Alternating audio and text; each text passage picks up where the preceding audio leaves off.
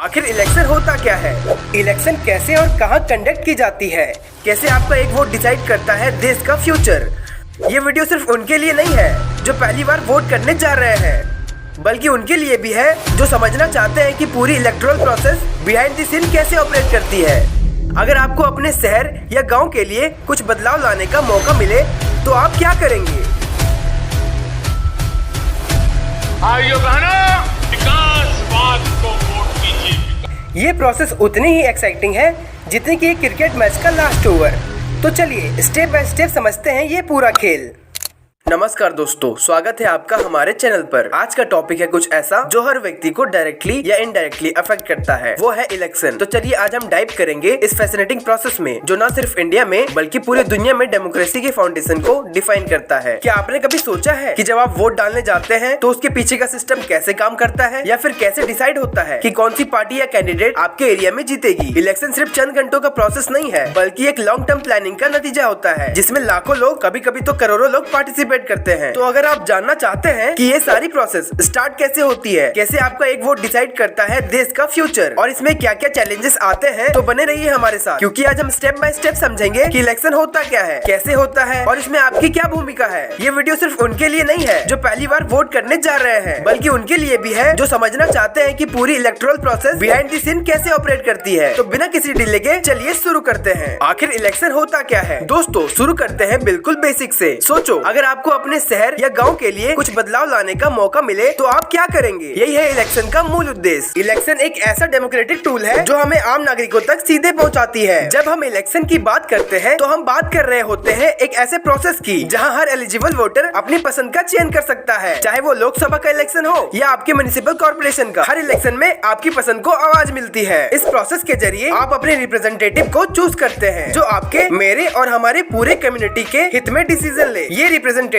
Local, state या national level पर हमारी प्रॉब्लम को सॉल्व करने के लिए पॉलिसीज बनाती है और लॉज को इनेक्ट करने का काम करती है। दोस्तों इलेक्शन बस एक दिन का इवेंट नहीं है, एक पावरफुल एक्सप्रेशन है आपकी डेमोक्रेटिक राइट्स का। जब आप वोट डालते हैं तो आप डायरेक्टली अपने देश के गवर्नमेंट्स में पार्टिसिपेट कर रहे होते हैं। आप डिसाइड करते हैं कि अगले 5 साल आपकी लोकेलिटी, आपका स्टेट और आपका देश कैसे चलेगा। इसलिए हर एक वोट, हर एक वॉइस बेहद जरूरी है। दोस्तों जब हम इलेक्शन की बात करते हैं तो समझना जरूरी है कि ये सिर्फ एक प्रकार के नहीं होते। भारत में हम कई तरह के इलेक्शन देखते हैं जो कि अलग अलग लेवल पर कंडक्ट होते हैं। तो आज मैं आपको इनके बारे में विस्तार से बताऊंगा ताकि आपको समझ आए कि हर इलेक्शन का अपना महत्व और रोल होता है। सबसे पहला और सबसे बड़ा लोकसभा इलेक्शन जो हर 5 साल में एक बार होता है। ये नेशनल लेवल का इलेक्शन है जहां हम अपने प्राइम मिनिस्टर को इनडायरेक्टली चूज करते हैं। ये भारत की सबसे बड़ी डेमोक्रेटिक एक्सरसाइज है जिसमें करोड़ों ऑफ वोटर्स पार्टिसिपेट करते हैं। फिर आता है राज्यसभा इलेक्शन जो थोड़ा अलग होता है। राज्यसभा के मेंबर्स को डायरेक्टली पब्लिक वोट के जरिए नहीं चुना जाता, इन्हें वेरियस स्टेट लेजिस्लेचर्स के मेंबर्स वोट करते हैं। ये इंश्योर करता है कि हर एक स्टेट को नेशनल लेवल पर रिप्रेजेंटेशन मिले। स्टेट लेवल पर होता है विधानसभा का इलेक्शन। हर स्टेट अपने लेजिस्लेटर को इलेक्ट करता है जो स्टेट गवर्नमेंट को फॉर्म करते हैं। ये इलेक्शन नॉर्मली 5 साल में होते हैं, लेकिन कभी कभी अर्ली भी हो सकते हैं अगर स्टेट गवर्नमेंट डिसॉल्व हो जाए। और लास्ट में हम बात करते हैं लोकल गवर्नमेंट की, म्युनिसिपल और पंचायत इलेक्शन। ये इलेक्शंस हमें डायरेक्टली अफेक्ट करते हैं क्योंकि ये लोकल इंफ्रास्ट्रक्चर, वाटर, रोड्स जैसे डेली इश्यूज से डील करते हैं। इन इलेक्शंस में लोकल लीडर चूज किए जाते हैं जो ग्रास रूट लेवल पर काम करते हैं। तो समझिए हर प्रकार का इलेक्शन अपनी अहमियत रखता है। जब भी आप वोट डालते हैं आप एक चेंज ला रहे होते हैं, इसलिए हर इलेक्शन में आपका भाग लेना आपका अधिकार भी है और जरूरी भी। इलेक्शन कैसे और कहां कंडक्ट की जाती है, ये प्रोसेस उतनी ही एक्साइटिंग है जितनी कि क्रिकेट मैच का लास्ट ओवर। तो चलिए स्टेप बाय स्टेप समझते हैं ये पूरा खेल। सबसे पहले इलेक्शन कमीशन जो कि एक इंडिपेंडेंट बॉडी है, वो इलेक्शन की डेट और गाइडलाइन सेट करती है। ये प्लानिंग का फेज बहुत क्रूशियल होता है क्योंकि इसमें इंश्योर करना होता है कि इलेक्शन फेयर और ट्रांसपेरेंट तरीके से कंडक्ट हो। इसके बाद हर एरिया की वोटर लिस्ट को अपडेट किया जाता है। ये लिस्ट में उन सभी सिटीजनों के नाम होते हैं जो एलिजिबल होते हैं वोट देने के लिए। आप सोच रहे होंगे आखिर ये लिस्ट क्यों जरूरी है? तो भाई इस लिस्ट के बिना तो दंगे हो जाएंगे क्योंकि कोई भी कहीं से भी वोट दे सकता है। फिर हर कॉन्स्टिट्यूएंसी में पोलिंग बूथ सेटअप किए जाते हैं। ये बूथ ऐसे जगह पे होते हैं जहाँ लोग आसानी से पहुँच सके, जैसे school, community centre, local government building etcetera. हर वोटर्स को उसके नियरेस्ट पोलिंग बूथ में जाके वोट डालना डालना होता है। फाइनली वोटिंग डे आता है। ये दिन बिल्कुल फेस्टिवल की तरह होता है, जहाँ सभी एलिजिबल वोटर अपने अपने पोलिंग बूथ पर जाते हैं और अपने फेवरेट कैंडिडेट के लिए वोट करते हैं। वोटिंग की प्रोसेस यूजुअली सुबह से शुरू होती है और शाम तक चलती है, ताकि हर कोई, चाहे वो ऑफिस के एम्प्लॉय हो या डेली वेजेस वर्कर, अपना वोट डाल सके। वोटिंग के बाद सभी ईवीएम्स को